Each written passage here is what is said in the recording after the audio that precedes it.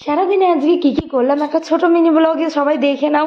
সকালে উঠে তো বাসি কাজটা সারে নিয়ে তারপরে স্নান করে ছাদে চলে গেলাম কাপড় মেলতে। এই যে এইদিকে সব কাপড় টাপড় মেলে তারপরে তো পূজা দেওয়া হয়ে গেছিলো। দিদি পুজো দিয়ে নিয়েছিল, আমি একটু জল ঢেলে নিচ্ছি বলে বাবাকে।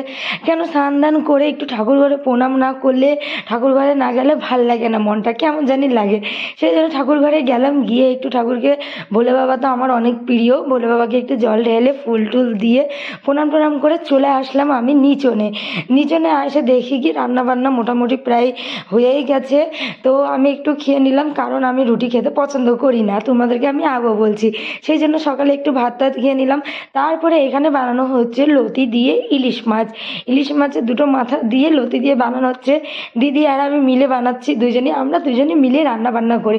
তারপরে সন্ধ্যাবেলায় একটু চলে গেলাম আমি ছাদের মধ্যে গিয়ে এই সাইডটাতে অনেক ঘাস হয়ে গেছে, সেই ঘাসগুলোকে ভালো মতন করে তুলে দিলাম। কারণ এখন শীতের দিন আসতেছে, নানা রকমের এই শীতের দিনে ফুল ফুটে, সেই ফুলগুলো লাগানোর জন্যই আগে থেকে প্রস্তুতি নেওয়া হচ্ছে। তারপরে সন্ধ্যাবেলার দিকে বর আর আমি চলে গেলাম ইলেকট্রিক বিল দিতে। কালকে যেন কি করছি, শাশুমার মোবাইলটা কালকে আমি নিজের হাতে ফট করে মোবাইল নিতে গিয়ে মোবাইলটা কেমন করে পড়ে ভেঙে গেল।